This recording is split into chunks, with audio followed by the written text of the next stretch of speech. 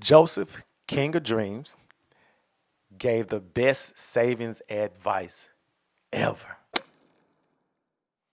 All right, so if you've been with me for a while, welcome to the channel. This channel exists because I saw a need for regular people who are working through the financial situation. This came about because of my own financial situation and the hunt and the research for information. So I am the kind of person that, once I get information, I don't gatekeep. In other words, as soon as I get it, you get it. And so there are some things that I saw as I was doing my search, and I looked in the Bible, and in the Bible, I just saw some good information that I think um, it gives for us to go about and to have a financial safe, financial prosperous finances. You know what I'm saying? So I want to share those with you. If you hadn't already, check out the other videos that I have out there. I'm going to deal with the third part. I have this thing called the rule of 10, 10, 20. And so I'm going to deal with the actual third part of the 10, 10, 20. I deal with the 10% and giving that away is how you give it away that helps the household for most households. Um, there's another 10% where you keep for yourself that you enjoy for yourself. That's another. And then there's the 20% and part of the 10, 10, 20 rule. And so we're going to go into the 20% part and what that's for. And it actually comes from the Bible. Again, it came from Joseph. Most of the stuff I put on here, you guys, um, it's going to come from the Bible. It's going to be biblically, Bible. It's going to be Bible centered. And so, yeah, let's get into it. Let's get into the 20% part. And I don't try to make long videos unless I need to. Try to get the videos, get them in and out. Hopefully, you guys would get the gist of what's being said. And so, it's going to come from the book of Genesis, chapter 41, verses 31 through 35. And so, it reads as follows. It says, so here's what happened. Here's the backstory. So Pharaoh has a dream. He actually has two dreams. And in the dreams, there's seven good cows and seven good ears of corn. Then in the dream, there's seven bad cows or skinny cows, and they eat the seven good cows and the seven bad ears, and they overcome the seven good ears of corn. And so in the dream, Pharaoh's like, I'm tripping. And so Joseph gets out of jail. Now, Joseph been in jail for at least 2 years. We know for sure from the text. And so they finally say, hey, it's a guy I was locked up with. It's a guy I was locked up with, you know what I'm saying? Because he's from Memphis. It was a guy I was locked up with, you know what I'm saying? Like, he had a dream, and he was interpreting out dreams. Everybody in the jail down in 201 and blah, blah, blah, blah. So Pharaoh said, man, tell little brother come holler at me. So Joseph gets there, and they rapping. He said, man, this is my dream. And Joseph's like, bruh, I think I got something for. I think I know what God is telling you, trying to tell us. All right. So verse 31, here's what Joseph picks up. He says, this famine would be so severe that even the memory of the good years would be erased. As for having two similar dreams, it means that these events have been decreed by God and he will soon make them happen. So in other words, so you're having great years. So let's say even for us today, excuse me, we're having good years and things are going great. You got a job. They always tell us to save for rainy days. It's not hypothetically that rainy days will come. No, rainy days are literally gonna come. So you say, I don't, well, we'll get to that's another video. So you got to start now while good things are going right, preparing for those days that are ahead because they will happen. Not they might not, not they might happen. They will happen. So you have to prepare for them. Verse 33. Therefore, Pharaoh should find an intelligent and wise man and put him in charge of the entire land. Now, So Joseph's like, listen, find somebody that's going to be in charge of the entire land of Egypt. All right. 34. Then Pharaoh should appoint supervisors over the land and let them collect, here we go, and let them collect 1/5 of all the crops during the 7 good years. Have them gather all the food produced in the good years that are just ahead and bring it to Pharaoh's storehouse. Store it away and guard it so there will be food in the cities. All right, so here we go.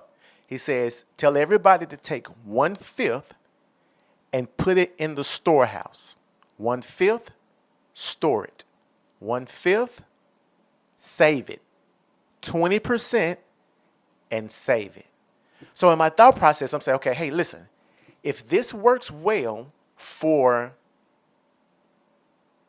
a nation, matter of fact, according to NLT, the entire land of Egypt, if it works well for an entire nation, how much will it do for our own personal household?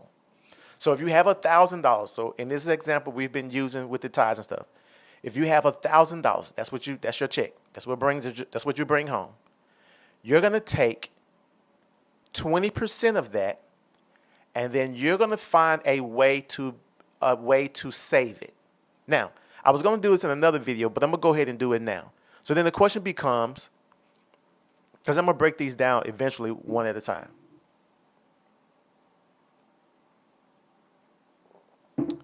The question becomes, okay, 20%. Now, I know for those of us who are like, bro, you tripping.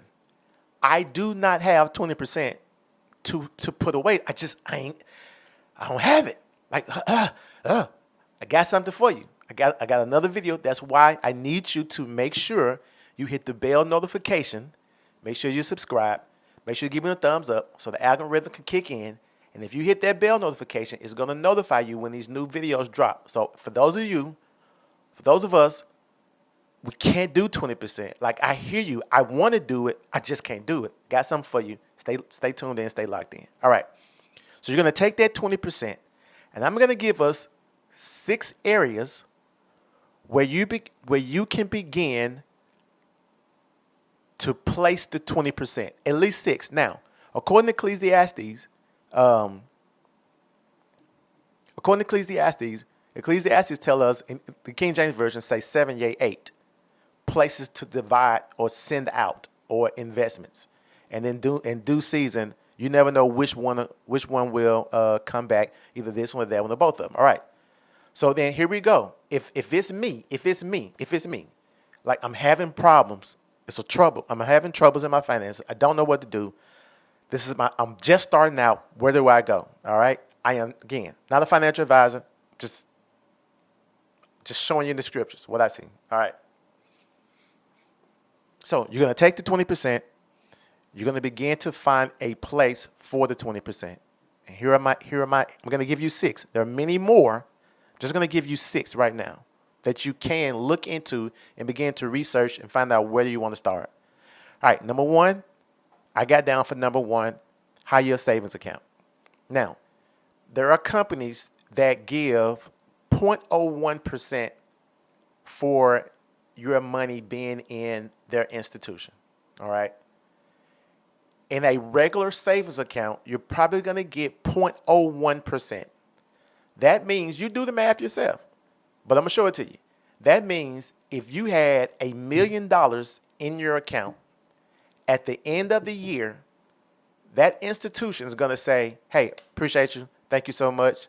Thank you for allowing us to use your $1 million to put in the areas where we can make 10 and 12% off of it. As a thank you to you, we're going to give you 0.01%. So $1 million times 0.01% is $100. That's all you get. Now, if you put that in a high yield savings account, 3%, 4%, 5%, depending on where you're going. Let's just say 3%, because I can add that quickly in my mind. If you're doing $1 million times 3% in a high yield savings account, that's an extra $30,000 at the end of the year. All right. So I'm just throwing it out there. So high yield savings account, stock market, permanent life insurance. I know. We're gonna deal with that too later on. Real estate, Roth IRA, 401k up to the match. So the rule of 10, 10, 20 goes this way. You're going to take 10%, you're going to give it away. 10%, you're going to keep for yourself. And again, watch the other videos so you can find out how to actually do that. Smart. Then you're going to take 20% of your money, of your paycheck, and that's the part, or that's the portion of the paycheck that you begin to save over and over and over again. Now, this is not get rich quick, okay? It's not get rich quick. We're talking about doing a discipline or a habit for the next 30, 20, 30, 40 years. So anyway, that's what I got. That's what Joseph gave us as financial advice for saving, how much to save. Again, you decide how much to save because it's your paycheck, it's your money, but I am encouraging us to save something, whether it's $1, it's $20. I don't know where you are financially, but that's the spending plan that's put in place to make sure that those of us that I know of, the people I'm hearing on a regular basis, that can help us all out with our income. So thank you. See you in the next video. Peace. Salute.